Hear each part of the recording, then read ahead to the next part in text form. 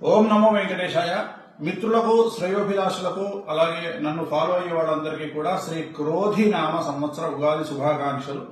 ఈ సంవత్సరం అంతా కూడా ఆ వెంకటేశ్వర స్వామి అనుగ్రహం వల్ల మీరు సుఖ సంతోషాలతో, ఆయు ఆరోగ్యాలతో, అష్ట ఐశ్వర్యాలతో విరజిల్లాలని కోరుకుంటూ ఓం నమో వెంకటేశాయ. అలాగే ఈ సంవత్సరం షార్ట్ గా స్వీట్ గా చెప్పుకోవాలి అంటే ఈ సంవత్సరం రాజయోగాన్ని పట్టబోతున్నటువంటి రాశులు మేషరాశి, కర్కాటక రాశి, వృశ్చిక రాశి, ధనుస్సు రాశి.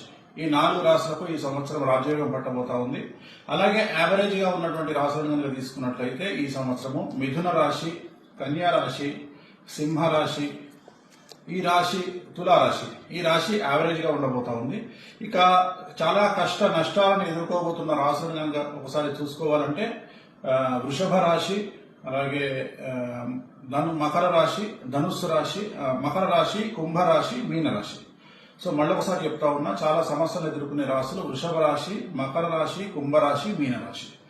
సో ఈ కష్టాలు ఉన్నటువంటి రాశుల వాళ్ళు కూడా తిరుమల వెంకటేశ్వర స్వామి వారిని రెగ్యులర్ గా సందర్శించడం, నలుపు రంగు దుస్తులకు దూరంగా ఉండడం, ప్రతి గురువారం నాడు ఎల్లో కలర్ బట్టలు వేసుకోవడం వల్ల సమస్యల నుండి బయటపడేటువంటి అవకాశాలు కనిపిస్తా ఉన్నాయి. మరొకసారి క్రోధినామ సంవత్సర ఉగాది శుభాకాంక్షలతో ఓం నమో వెంకటేశ్వర.